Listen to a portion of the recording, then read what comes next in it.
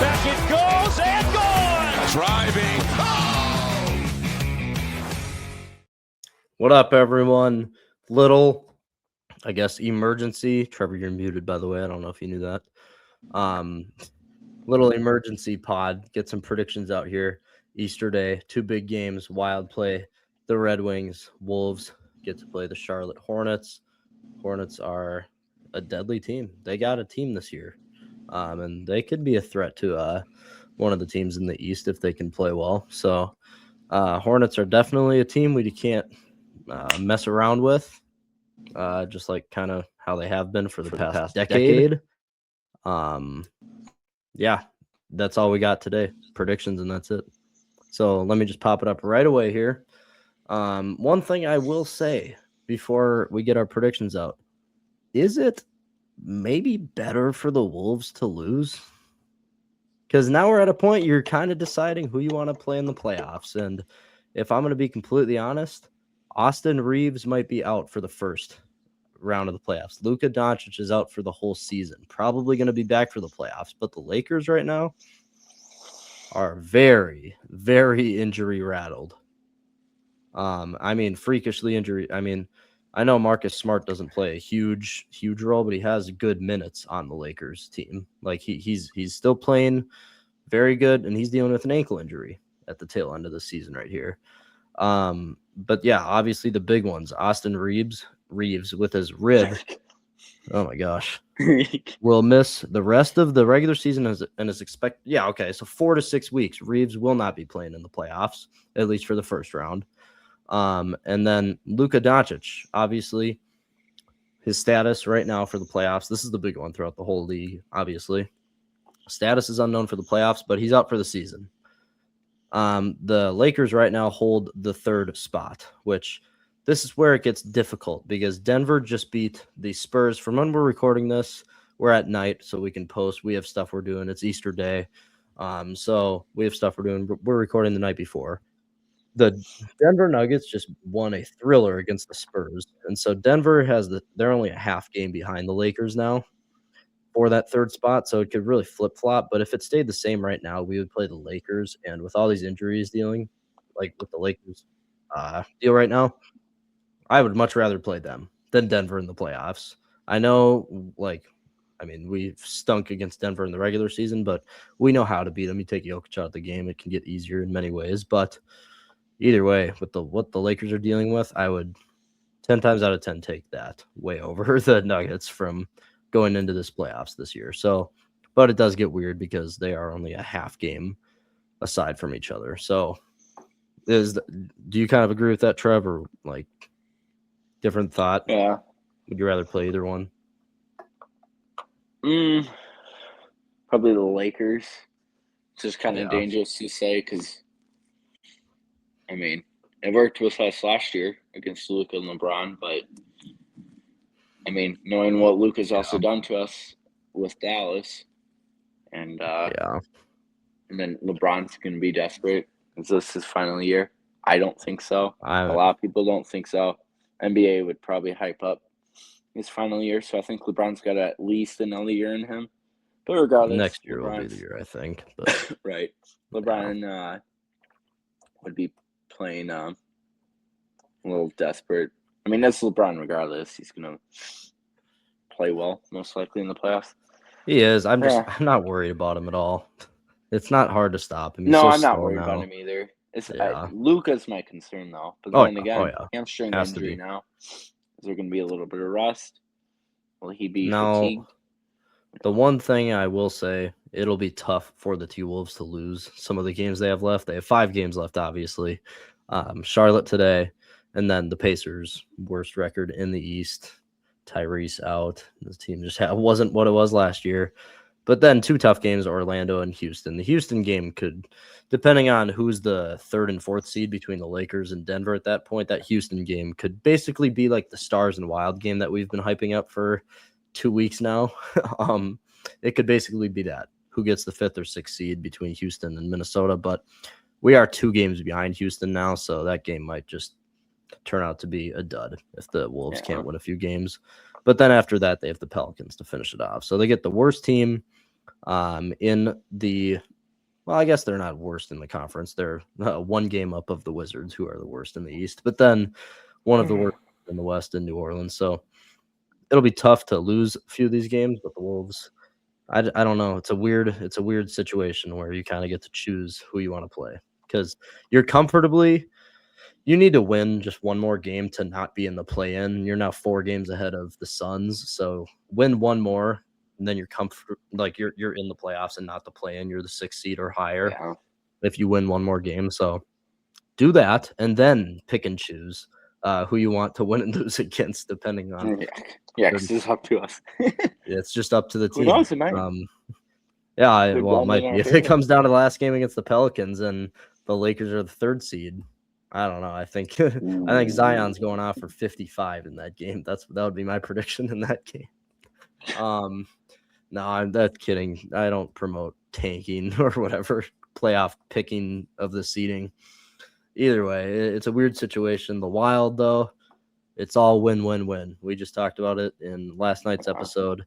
All win. Just Wild win out, chase the Stars. Today's a big step for that. It's gonna be fun. Easter lunch, and then right during lunch at 12 o'clock, Wild Red Wings, big game, kind of like a rivalry, not a border battle, but close to it. 2 close teams. It's almost the home of oh my gosh. Lost your train of thought that quick. The home of I forgot. No, I didn't lose my train of thought. I'm just drawing the world's worst blank. State of hockey.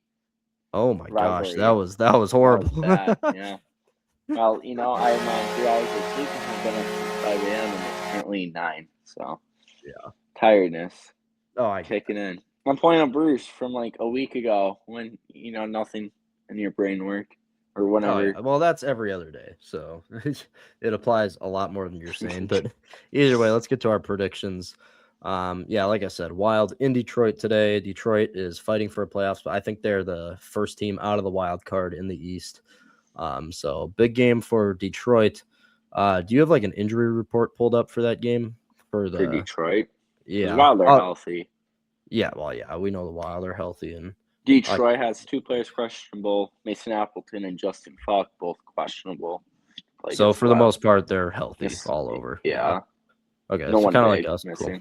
Yeah. I guess we should look at the goalies a little bit. John Gibson, wow, he's having a good year. And then obviously old friend Cam Talbot, kind of just an average year, good goals against 3.01, save percentage 892. But John Gibson having a really good year, goals against 2.61, 4 shutouts. When you're not, when Anaheim isn't your team anymore. Well, yeah, exactly. Now that Anaheim's good, but, Yeah, right when he leaves. Either way, Wild, Red Wings. What do you got, Trev? I got the Wild winning 3-2. All right. And I have Michael Rasmussen, RASMU or RAS. I got it. I know what to spell. With 2 hits. I have McCarron, 2 hits. I have M. Foligno, 2 hits. I'm going to look back at what my prediction was going to be real quick because I'm pretty sure I was going to do basically the same thing with hits. There's no way we really thought of that at the same game. We never predict hits. And then the one game I'm going to... The only reason I'm doing this, long story short, created an expansion team in the NHL game. Rasmussen was my pick from Detroit. Okay. I have half my team is all like 6'6" forwards or bigger. Or not bigger. I guess you don't really get much bigger than that. Anyways, yeah, so Rasmussen recently on my team. I took McCarron as well. So, yeah.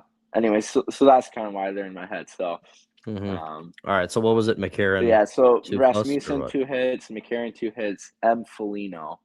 Not M. Foligno. M. Foligno. As in mom. Hits. M. Foligno. Yes. 2 hits. M as in mom. And okay, then I've got so... No, whoa. I wasn't...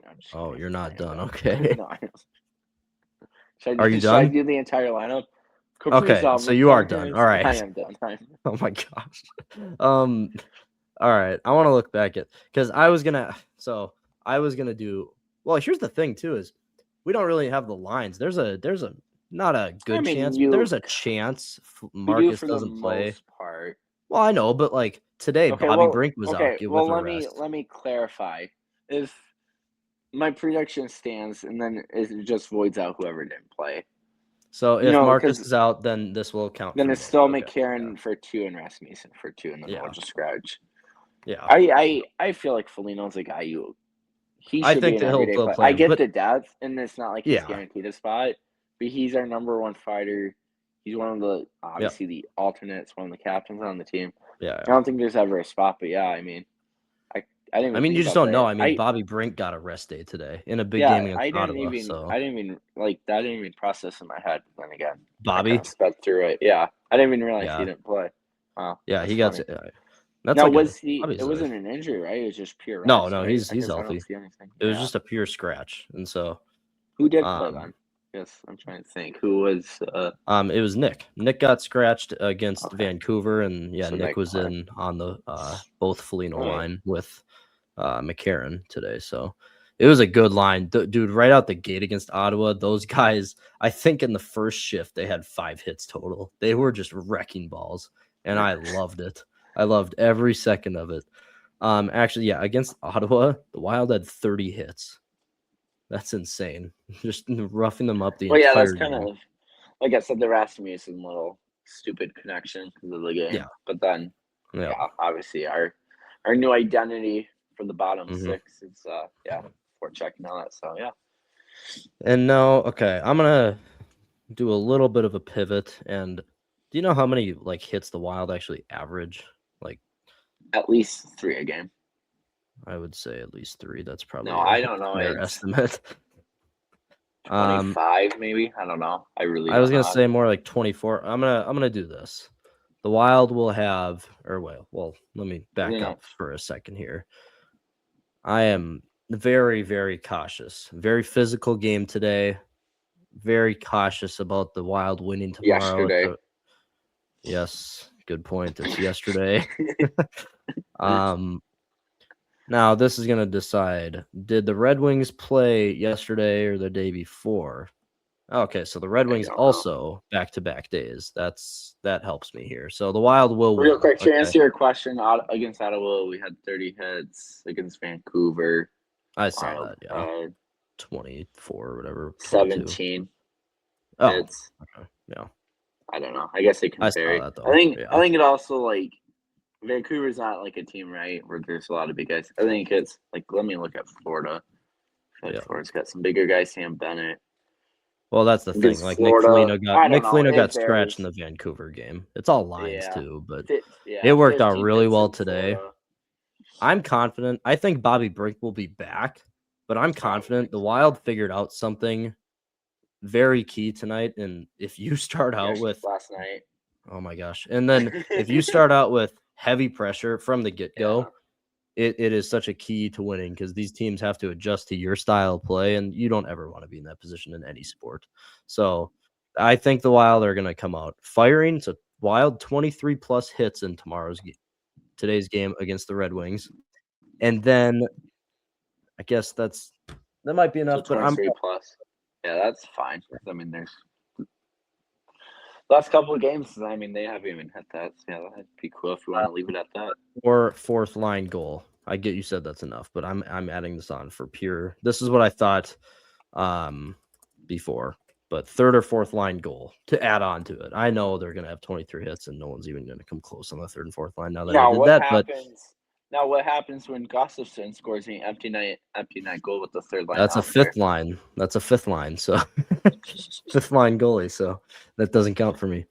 All right. Let's see here. Wolves predictions. Wolves, the Hornets, I checked. Hornets are also pretty dang healthy. Just 2 role players kind of that are injured. But Anthony Edwards, again, is questionable for tomorrow's game. I'm just going to bet that he doesn't play, considering this is a game you should win. You can rest Ant. I don't know. The Hornets are they're tough, dude. They are a good team. You know what? I'll go first just because I know it's weird because they're a fringe like they are. But right now they're that 8 seed. I don't know. The Hornets are also really streaky. They're streaking in a good. Yeah, no, this isn't. We got to play well to win this game. We're not just. This isn't a free win by any means. I just think East Conference game. I'd rather have Ant rested. Now, if he feels good, he'll play. But if he needs a rest day, I'd rather just give him the rest day, even if he's at 90%. Like I get it. Good enough. I mean, you saw it. What was the super balanced scoring game? Not last game, but for which game? What was the game before the Sixers? I'm blanking. Just a game when everyone played well. It was just a good balanced attack. The Pistons. No, that was the game before. I think I meant Dallas. I think the Dallas game. When like everyone had like 12, 14, 16. Mm-hmm. But and how often does that happen? Twice a year for the Wolves. So, for that reason, Wolves lose 127-121. I am way too confident with this. The Hornets are going to surprise many people tomorrow. Not even surprised. They're a great team, and they are so fast with their lineup. And then that rookie, I forget how to say his name, but you know what was it? Knupel, I think. Yeah, I'm pretty sure. But either way, you watch that kid play. That kid's a stud too. He might win Rookie of the Year, to be completely honest. He has a chance over Flag, but I still think Flag's going to win. That's a topic for another day. Wolves lose 127-121. And for my prediction, I'm going to go. Okay. Now this is where I was stuck. All right. Bones and Nas, 12 or fewer points. There we go. Both of them, not just one of them. Bones and Nas, 12 or fewer points. I don't see it. They're too inconsistent for me. And Nas is just, it's sad going into the playoffs in the stretch. Nas, you can see, is just not confident in his play right now. And I hate to make a prediction about it, but I have to do what's better for me in this situation. All right, Trev. Your prediction. I'm going to go for Io, 15 plus Who points. wins? Well, I'll get back to that. Io with 15 plus points. And I've got Dante with at least 3 3-pointers as well. And then I have the Wolves winning 117-114. Io 15 plus points. And Dante with 3 or more threes. All right. The torch has been lit by Dante. 117-114. All right. There we go. Trevor's got a win. I've got a loss. And we're the same on the Wild. People. There's our prediction. Had to get this video out. Everyone, we're done. Go enjoy your Easter Sunday. Thanks for tuning in. And continue to support on YouTube, Instagram, TikTok, and Spotify. We'll be back tomorrow on Monday, the day after Easter. The start of the work week. All right, people. See you tomorrow.